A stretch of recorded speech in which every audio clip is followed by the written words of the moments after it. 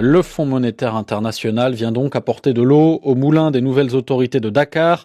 En septembre dernier, quelques mois après l'arrivée au pouvoir de Bassirou Diomaye Faye, le Sénégal avait pointé des erreurs dans les chiffres officiels des finances publiques de l'administration précédente. Le mois dernier, la Cour des comptes sénégalaise a affirmé qu'une partie de la dette du pays avait été cachée par les équipes de Macky Sall. Ce que vient donc aujourd'hui confirmer le FMI à Dakar, la correspondance de Léa-Lisa Vesterhoff.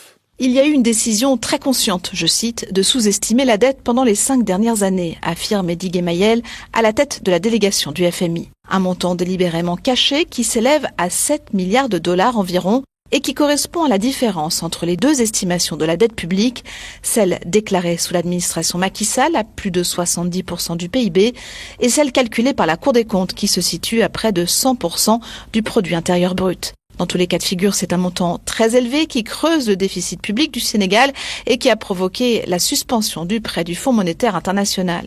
Ce prêt ne pourra reprendre qu'une fois que les autorités sénégalaises auront identifié quels mécanismes ont permis de dissimuler la réalité de la dette.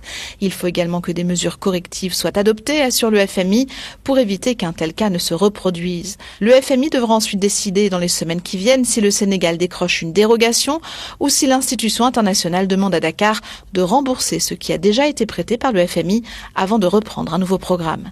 Léa-Lisa Vesterhoff, Dakar, RFI.